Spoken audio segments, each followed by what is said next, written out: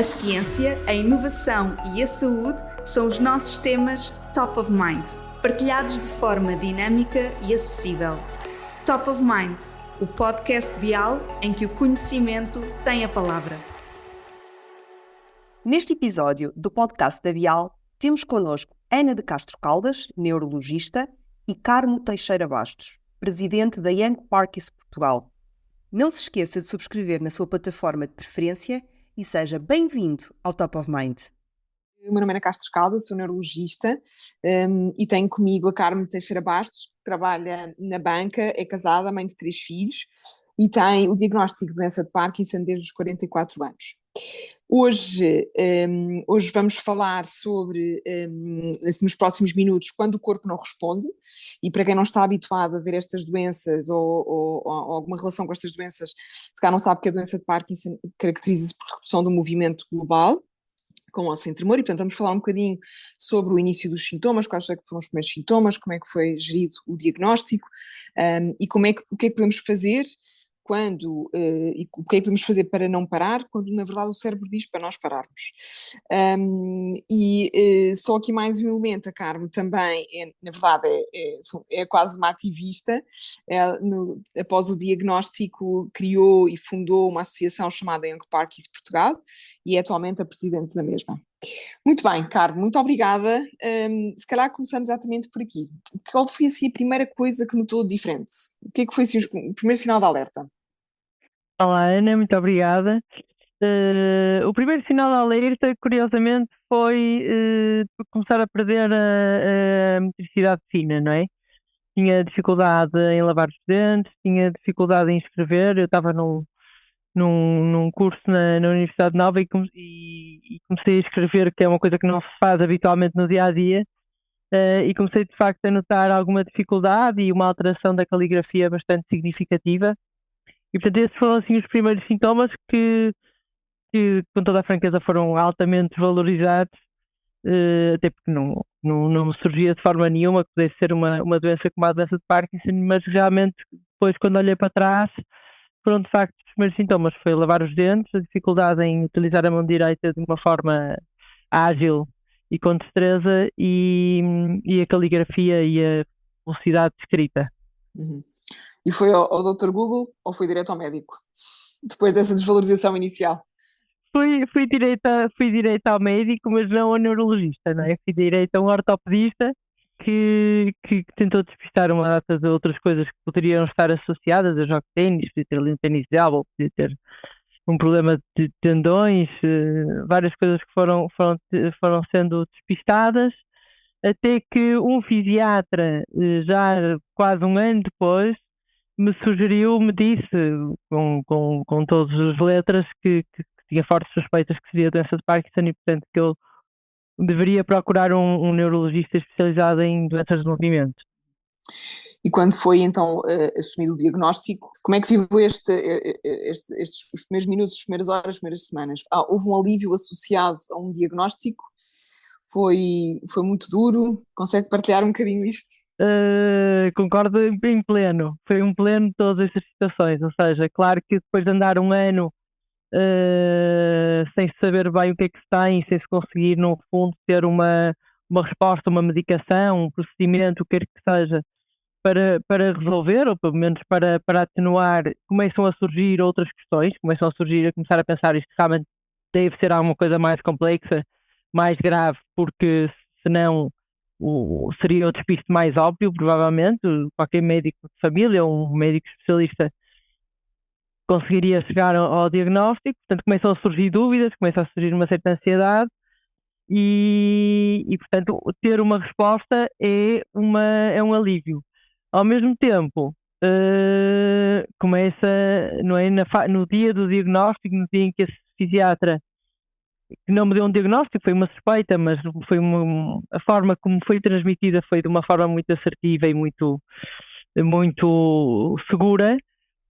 De repente uma pessoa entra ali num programa de centrifugação de uma máquina de lavar roupa e já não houve mais nada, não é? Portanto, quer dizer, houve, mas não processa.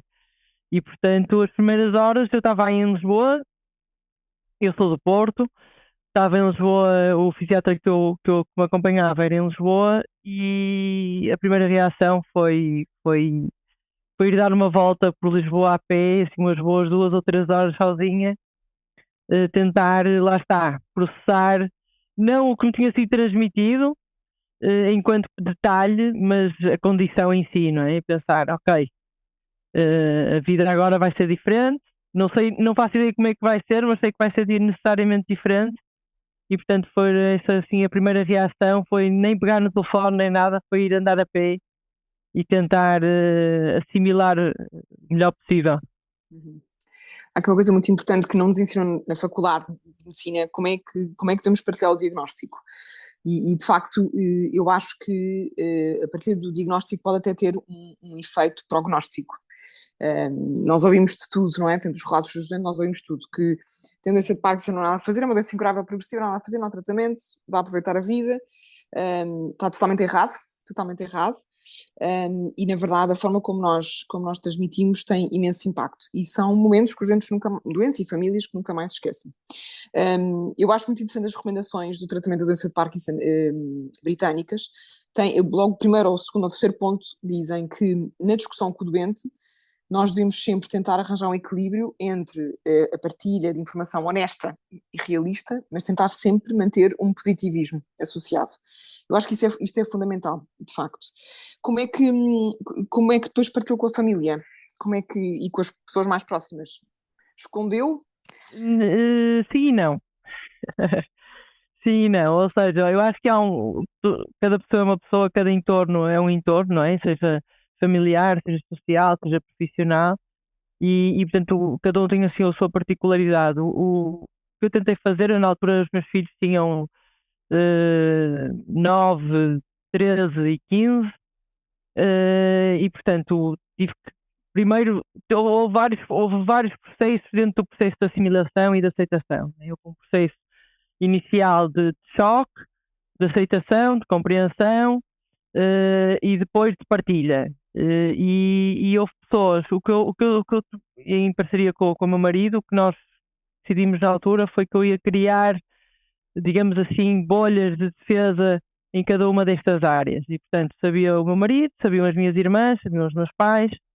Ehm, no banco sabia a pessoa a quem eu reportava, minha diretora, e escolhemos um casal de amigos com quem pudéssemos falar em conjunto ou em separado, também acho que é uma situação muito, muito importante, e que nos servissem de retaguarda, não é? De apoio para qualquer situação que entretanto fosse surgindo e que nós não quiséssemos partilhar de uma forma aberta o que estava a acontecer. Depois, à medida que o processo foi se naturalizando no meu dia a dia e no nosso dia a dia, contamos aos miúdos, contamos aos amigos, continuo a contar no trabalho, pronto, depois fiz algumas adaptações necessárias, mas acho que sem dúvida o que a Ana estava a dizer inicialmente do momento diagnóstico é absolutamente crucial, e o médico tem que perceber que é um momento, por um lado, life-changing, não é? Portanto, muda a nossa vida, a nossa maneira de ver a vida. E por outro lado, é o momento em que nós estamos a tentar processar tudo aquilo que nos é dito, que em grande parte não compreendemos, não é? Em bom rigor, não compreendemos. Ou seja, é importante que, na minha opinião, e é uma coisa que nós temos partilhado também na associação, é que deve haver quase que um diagnóstico a dois tempos, não é? Um primeiro tempo em que há de facto essa transmissão do diagnóstico, do facto e de algumas informações, como disse, verdadeiras, mas com teor positivo, não é? Com pendor positivo, e depois uma segunda consulta, se calhar próxima, em que a pessoa se calhar já traz um familiar, um marido, uma mulher, um pai, uma mãe, um filho, o que quer que seja, um amigo, em que já vem com dúvidas, já vem o próprio médico, se calhar já consegue avaliar mais o estado emocional da pessoa, e isso de facto é muito necessário, porque é um choque brutal e que nem sempre todos temos a capacidade interior e ou do que nos rodeia para absorver da melhor forma. Gerir, exatamente. A questão é também esta, é que também é diferente, muito diferente para ter um diagnóstico no início precoce. Portanto, a doença de Parkinson precoce é considerada até aos 50 anos e, portanto, claro que tem algumas particularidades, mesmo este tempo de espera, não é, entre o início dos sintomas e o diagnóstico acaba sempre por ser um bocadinho mais prolongado, exatamente por isto, a não ser que haja claramente um tremor que nós classicamente associamos à doença de Parkinson, nem sempre é fácil diagnosticar uma doença de Parkinson em idades tão precoces. E de facto depois, além destas particularidades muito clínicas, até do ponto de vista para tomar decisões, do ponto de vista prognóstico, depois temos todo um outro saco que tem a ver com o trabalho, com a família, portanto é claramente muito diferente para criar um diagnóstico e nós médicos temos de ser extremamente sensíveis a isto. A um doente muito novo, ou um doente com 70, 80 para a frente, não é? E de facto, exatamente por estas implicações todas que tem. E uma das coisas que acabo sempre de discutir tem a ver com o trabalho, não é? Com a manutenção do trabalho, que eu acho que é fundamental. Portanto, o objetivo é sempre que todos os doentes se mantenham o mais ativos possível, dentro, tanto do ponto de vista profissional, como do ponto de vista familiar, do ponto de vista físico, do ponto de vista social. Isto é a mensagem clara que deve sempre passar ao longo de todas as consultas, literalmente todas as consultas. E, portanto, queria também fazer esta pergunta: como é que geriu isto do ponto de vista profissional, este diagnóstico, Carmo? Bom, conforme já referi, eu partilhei com a pessoa que reportava, com a minha diretora, e também lá está. Tenho a sorte de estar a trabalhar no mesmo sítio há muitos anos, há mais de 20 anos, e com a mesma equipa há 10 anos ou 12 anos, e portanto há uma relação de cumplicidade grande, conhecemos-nos todos bem e respeitamos-nos, e portanto isso é um grande ponto a favor que eu tive e que tive essa sorte. Que nem todos têm, não é? É verdade. Pronto, e portanto cada enquadramento é um enquadramento e é preciso sempre salvaguardar essa situação. De qualquer das formas, eu ao fim de 2 anos de diagnóstico era responsável por uma equipa comercial, e ao fim de 2 anos senti que de facto esse esforço extra da gestão de pessoas, com tudo o que isso acarreta no dia a dia, não estava a contribuir para o desenvolvimento da condição que eu tinha não é, na altura. Portanto, os sintomas agravavam-se. Eu, quando ia de férias, notava que tinha uma grande melhoria de sintomas. Quando regressava ao trabalho, passados uns meses, notava um agravamento, aumento do stress, aumento da ansiedade, e portanto falei na altura com a minha hierarquia e tomamos a decisão de eu deixar de gerir a equipa. Continuo a ter atividade comercial, continuo a trabalhar full time, mas sem essa sobrecarga da gestão da equipa, e foi uma decisão que foi dura, foi difícil, não é? É um diagnóstico que nos apanha como o meu caso, e a grande maioria dos diagnósticos de Parkinson precoce aos 30, 40, 50 anos de idade, nós estamos na vida profissional, que estamos aqui a falar, no auge da carreira, ou pelo menos com ambições de progressão e de que as coisas realmente corram bem e acabem por surgir oportunidades de crescimento. Houve ali uma decisão estrutural que teve que ser tomada, no meu caso, mas que nunca pôs em causa a continuidade da minha carreira profissional, não é? Portanto, isso nunca esteve em causa, porque acho que é fundamental, conforme referiu, nós mantermos uma atividade o mais ativa, o mais alta possível, porque por inerência da doença já temos mais tendência para ter mais apatia, menos energia, e portanto, se juntarmos a isso a não necessidade de nos levantarmos todos os dias para ir trabalhar, para cumprir rotinas, é uma solução muito complicada depois de ultrapassar os problemas, não é? Portanto, é uma junção de fatores que normalmente, inicialmente, pode parecer que vai correr bem, não é? Deixar de ter stress, deixar de ter a obrigação de se levantar, de cumprir horários, de cumprir objetivos, mas a minha experiência e a experiência que eu vou tendo de falar com muitas pessoas através da associação, é que de facto acaba por ser contraproducente ao fim de algum tempo. Uhum. Sem nenhuma dúvida, acho que é verdade, está ainda mal estudado, não é? O efeito da manutenção da atividade profissional, do exercício físico, de tanto tudo isto junto, não é? Da parte social, mas totalmente de acordo, e é muito esta mensagem que nós passamos, que é fundamental que os doentes se mantenham com esse objetivo, e de sentimento de se sentirem úteis, e de terem rotinas, e de haver um estímulo cognitivo também associado a isso, não é? Que consideramos, pelo menos até os dias de hoje, que possa eventualmente até ter um efeito neuroprotetor e ajudar a abrandar um bocadinho a progressão da doença. Sim, aqui, desculpa, Ana, só por dizer que eu acho que o facto de estar a crescer muito o número de pessoas diagnosticadas, em termos gerais e em termos de diagnóstico precoce também ocorre, aumenta cada vez mais a responsabilidade de todos os participantes, digamos assim, para não estar a usar inglesismos, todos os participantes em aumentarem o nível de coordenação, né? Estas equipas multidisciplinares que se falam e que devem incluir necessariamente as associações de doentes, para que de facto se criem as condições que permitam às pessoas que têm diagnosticadas e às suas famílias receberem o apoio e adotar estratégias que lhes permitam antecipar e reconhecer essas dificuldades mais frequentes, atuando de forma eficaz e evitando de facto que se atinjam muitas vezes pontos em que é mais difícil obter um retorno à normalidade, não é? Era um bocadinho era esse ponto que eu queria chegar. De facto, este diagnóstico, obviamente que a primeira coisa que nós pensamos é logo o que é que nos vai acontecer, não é? Quando é que vou começar a precisar de ajuda, quando é que a medicação vai deixar de ser assim tão eficaz, não é? Portanto, há uma série de questões.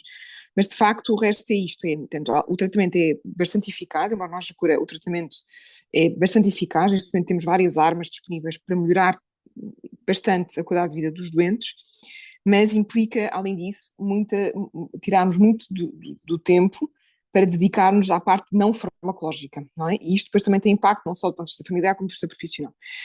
O exercício físico frequente, mais intensivo, a questão de outras coisas, alterações de estilo de vida, a dança, tudo isso. Portanto, tudo isto está recomendado e é aquilo que nós devemos fazer, portanto, como adjuvante à terapêutica.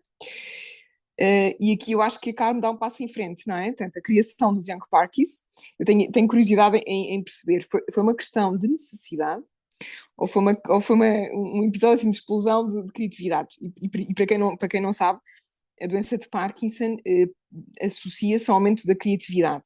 Isto está mais descrito com os ajustes da medicação, portanto, o tratamento dopaminérgico da doença de Parkinson pode aumentar os níveis de criatividade e, portanto, há doentes que passam a ser, ou que já eram artistas, mas passam a ter outro tipo de motivação e outro tipo de gosto, mas gostava de saber, esta Young Parkinson foi criada por necessidade ou foi assim um momento criativo da Carmo? Foi um misto, foi uma necessidade porque eu na altura não me identifiquei com as outras estruturas que havia, por serem mais destinadas a pessoas com Parkinson mais tradicional, não é? A casa que me referiu de 70, 80 anos, eu considerei que de facto não encaixava ali, não é? Eu faço desporto com muita frequência, trabalho full time, tenho 3 filhos, quer dizer, a minha vida é uma roda viva e portanto não senti que encaixava ali. Depois comecei a falar com outras pessoas, acho que é o processo normal, não é? E tentar conhecer outras pessoas, comecei a perceber, há 2 ou 3 mil pessoas em Portugal, eu não conheço ninguém, não. Hei de conseguir conselhos em algum sítio, comecei a procurar pessoas, comecei a tentar também a fazer alguns contactos, comecei a ler a literatura muito em inglês, acabei por entrar por aí em alguns fóruns, conheci algumas pessoas que depois me apresentaram o João Massano e o Tiago Oteiro, que são um médico neurologista e um investigador que neste momento são parte integrante da direção da Young Parkies, a Josefa Domingos também, que é fisioterapeuta, e portanto todos juntos, em conjunto com outros doentes, depois chegamos a uma situação em que já não fazia sentido estarmos só a falar do que é que se poderia melhorar, fazia mais sentido criar uma estrutura que representasse essas ideias.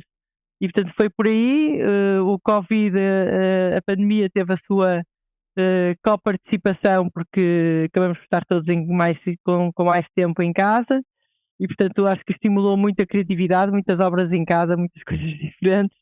E portanto foi um misto de necessidade de ter informação, de ter contactos, com depois a materialização das ideias que foram surgindo dessas mesmas reuniões e contactos, foi pensar, já que estamos aqui, já que pensamos todos desta maneira, então vamos lá tentar juntar pessoas e dar força às pessoas. É isso, de facto, eu acho que poucos são os países que disponibilizam estas equipas interdisciplinares, portanto, termos o doente no centro da nossa tomada de decisão, portanto, o doente é parte integrante e parte fundamental e, portanto, à volta deve estar, de facto, o neurologista, o médico internista, o psiquiatra, o gastro, o fisioterapeuta, o enfermeiro, o terapeuta da fala, o terapeuta ocupacional. E em Portugal isso, infelizmente, está em fase muito embrionária e a maior parte das pessoas, dos portugueses, não tem acesso a isso. Portanto, Carmo, acho que foi ótimo, acho que é fantástico e deve ser mesmo cumprimentada por tudo isto. E para terminar, gostava de lhe perguntar que mensagem é que tem para os doentes, para os outros doentes que acabaram de ser diagnosticados, até mais nestes inícios, nestas fases precoces, em idades precoces, que mensagem é que tem? Que dicas é que agora daria, que ensinamentos passaria nesta fase para quem está a receber agora um diagnóstico? Olha, eu acho que eu não sou exemplo para ninguém, não é? Acho que respeito muito a individualidade de cada um, mas acho que há alguns pilares fundamentais que são transversais, não é? Primeiro é tomar o seu tempo para assimilar. Acho que cada um de nós tem tempos diferentes, há pessoas que precisam de partilhar no momento seguinte, há pessoas que precisam de estar uma semana em silêncio. Tudo isso é digno, é aceitável e, portanto, cada um tem o seu momento para partilhar, para assimilar, e esse momento tem que ser respeitado. E depois é partilhar e procurar ajuda. Geralmente as pessoas que estão ao nosso lado, nós não nos contamos, não partilhamos, porque temos medo das suas reações, temos medo que se sintam preocupados, não queremos preocupar as pessoas ou não queremos que tenham um estigma em relação a nós, que nos vão tratar de maneira diferente, mas eu acho que é precisamente o contrário. A maior parte das pessoas quer ajudar, quando vê outra pessoa, quem gosta, principalmente em dificuldade, quer ajudar, quer ter participação no bem-estar dessa pessoa. Mesmo as empresas, cada vez mais, têm a perfeita percepção de que ter pessoas com condições diferentes, seja físicas, seja psicológicas, seja de nacionalidade diferente, toda a diferença torna as empresas melhores, faz-nos crescer a todos, faz crescer. Eu tenho colegas que têm a certeza que olham para as pessoas com Parkinson já com outro tipo de informação, não é? Já com outro tipo de postura, e portanto todos nós também temos que nos assumir como agentes de mudança para uma sociedade mais inclusiva. E portanto a minha principal mensagem é: o processo é longo, o processo às vezes é duro, mas não é o fim do mundo. Adotem um estilo de vida que vos traga bem-estar, traga momentos de alegria, partilhem esses momentos de alegria, partilhem essas angústias, procurem médicos que vos acompanhem com regularidade e não tenham medo de partilhar com os médicos as coisas boas e as coisas más. Não há tabus, não pode haver tabus. E o mesmo com as pessoas de confiança que escolherem para partilhar esses momentos de alegria e esses momentos de angústia e de preocupação. Todos nós temos, não sabemos nunca o que é que nos vai acontecer no dia seguinte, tendo Parkinson ou sem ter Parkinson, e portanto a mensagem é positiva. E uma última nota só para também, que é também transversal: há muitas pessoas como vocês, só em Portugal com Parkinson precoce somos 2 ou 3 mil, e portanto procurem as associações que também vos dão dar muito apoio. Muito bem, Carmo, muito obrigada pelo seu testemunho e certamente que ajuda muitas pessoas, sem nenhuma dúvida. Obrigada eu pela oportunidade. A ciência, a inovação e a saúde são os nossos temas Top of Mind, partilhados de forma dinâmica e acessível.